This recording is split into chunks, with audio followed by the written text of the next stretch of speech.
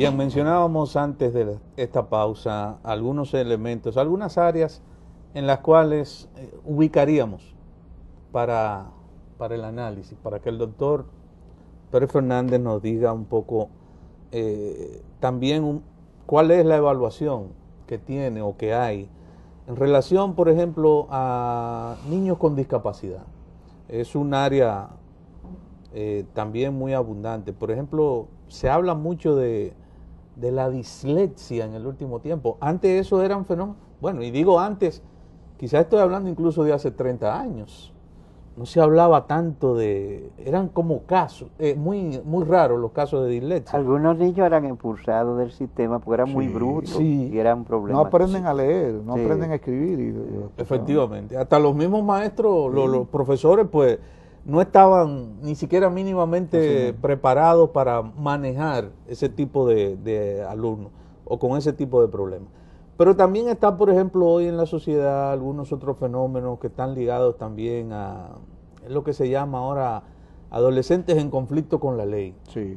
Es decir, tenemos mucho narcotráfico, mucha marginalidad, mucho delito, crímenes, es decir, asesinatos. Ya tenemos casos también muy frecuentes de niños que así abiertamente se dedican, son sicarios, así mismo, son asesinos profesionales por paga. Entonces, esas son realidades también que están ahí. En esos casos y en esos barrios, por ejemplo, y en los hogares o en los ambientes donde tenemos este tipo de niños con discapacidad, ¿cuál es un poco, de manera general, cuál es la situación que estamos manejando en esos planos con los niños y adolescentes en República Dominicana? Sí, fíjate, no es fácil para ningún padre promedio, sin mencionar la clase pudiente en el país, que la mayoría de los casos los canaliza en el exterior, ¿verdad? Pero para los padres promedio, con un niño, por ejemplo, con déficit de atención e hiperactividad, un niño que sea un niño autista, un niño que tenga trastorno de lectoescritura, un niño que tenga trastornos conductuales de cualquier tipo, los servicios de ayuda son mínimos en este país. Y cuando digo que son mínimos, lo podemos contar quizás con los dedos de una sola mano, ¿verdad? Como servicio público. Como servicio público. De acceso fácil. Sí, de acceso. O sea, un padre con un niño incontrolable, como yo tuve ahora mismo, una mamá que me llevó un niño a mi consultorio, y el niño mostró una hiperactividad tremenda, y yo le pregunté a la mamá, inclusive en esta forma, ¿tú me lo regalas? Porque es una pregunta capciosa, y ella lo pensó. Ella lo pensó. Eso quiere decir que esa mamá está agobiada, que no sabe a dónde acudir, que no hay un teléfono donde llamar, que no hay un servicio social que le pueda brindar a ella y al niño lo que necesita. Prácticamente no hay. La oportunidad de que el niño sea tratado, porque como usted dice, la clase media tiene a veces capacidades hasta económicas y hay espacio, pero yo he vivido la experiencia de muchachos de clase trabajadora que por tener esos problemas son expulsados de la escuela porque es que es indomable, es un tigre, o no aprende, es muy bruto. Entonces ahí tenemos nosotros. Mira, Danilo, a mí me gusta mucho citar las estadísticas, porque las estadísticas nos enseñan, ¿verdad? Por ejemplo, en nuestro país hay aproximadamente 250,000 niños con déficit de atención e hiperactividad. Esta es una cifra muy fácil de sacar. La Secretaría de Educación ha reportado que hay 3 millones de estudiantes en las aulas.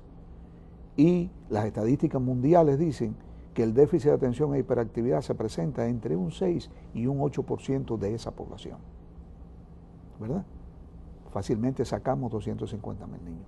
De esos 250,000 niños, solamente un 8% vienen a ver a un profesional experto en esto. Y de ese 8%, por el gasto de las consultas, por el tremendo gasto de los medicamentos en caso de ser medicado, solamente se atienden un 2%. Wow. ¿Verdad? Las cárceles mundiales, con jóvenes encarcelados entre las edades de 12 años a 20 años, el 75% está con niños con esta situación. Y nuestro país no es la excepción. Bueno, ¿verdad? incluso a veces se han dado casos de expresiones de que grupos de muchachos con estos problemas se nuclean, que fue lo que pasó en Columbine, la escuela, Sí. donde grupos de muchachos que tenían problemas y que eran objeto de la burla se nuclearon ellos y se juntaron y decidieron matar a todo el mundo. Claro que sí. O el coreano de la universidad.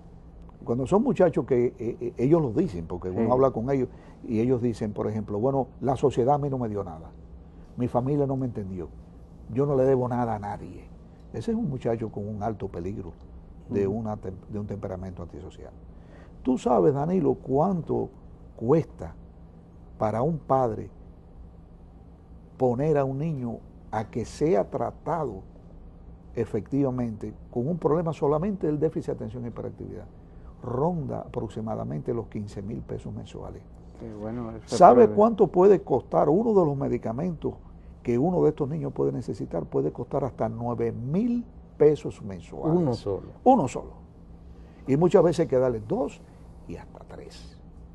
Entonces, ¿quiénes no tenemos tienen? política pública en el país nuestro para eso? No tenemos ni criterio de poder decir que un niño que tiene déficit de atención y hiperactividad o que tiene una dislexia severa o que tiene un coeficiente de inteligencia fronterizo, se le deben dar en el colegio acomodaciones para que ese niño pueda estudiar. Acomodaciones me refiero a un asiento preferencial, a un tipo especial de examen, ¿verdad? A una revisión pre-entrega, nada, absolutamente nada. ¿Entiendes? Estamos desnudos, estamos totalmente desnudos, estamos arrancando, no estamos incluyendo en la patria ese trozo de muchachos que están viviendo como pueden. Sí. Y entonces en estos barrios donde tenemos una altísima concentración de población viviendo en condiciones de hacinamiento, de prácticamente una promiscuidad en todos los sentidos, por aquello de que lo que ven en los ambientes, además de drogas, del negocio de las drogas, de venta de drogas, de lo que se deriva, el crimen que se deriva de los ajustes de cuenta, y encima de eso hogares donde efectivamente en ese ambiente no tienen, a veces los mismos padres no tienen quizás ni siquiera una idea mínima de cómo educar a un niño o a una persona para que esa educación o esos valores que le puede estar inculcando realmente lo conduzcan por un camino de buena expectativa en la vida. Esos niños incluso que no solamente comienzan a consumir drogas, sino que que se está conformando su mentalidad y su mundo en ese ambiente, no tenemos esperanza entonces prácticamente de que puedan ser reencausados. No, estamos aquí en este programa hablando de esperanza. Estamos señalando situaciones, pero la mayoría de todos estos muchachos pueden regenerarse. Lo que necesitamos es una política social que le permita a los padres poderlo llevar a los lugares que deben ser tratados. Pero no, la mayoría de estos muchachos son recuperables todos son recuperables, pero tenemos que llevarlo a los lugares apropiados para recibir la ayuda que ellos necesitan. Esa es la realidad.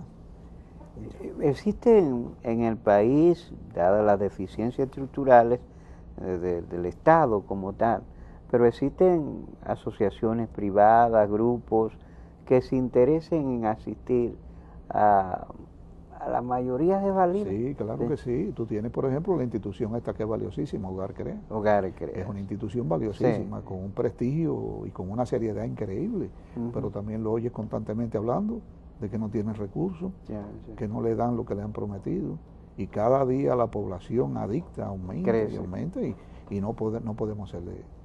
Napoleón decía que para hacer la guerra nada más que hacían falta 3 cosas: dinero, dinero y más dinero, ¿verdad? Y esto, con los adolescentes y con la situación de las drogas y del vicio en general, del crimen, lo que necesitamos es dinero para regenerarlo, para educarlo, ¿verdad? Para guiarlo. Si no tenemos dinero, la guerra se pierde. Bueno, Esa es la solución. Sí. Bueno, lo que no tenemos es más tiempo en este segmento. Sí. En el próximo estaremos conversando también sobre otro aspecto de este interesantísimo y muy complejo tema de nuestra niñez y adolescentes. Hay que hacer de la política un ejercicio básico de la ciudadanía.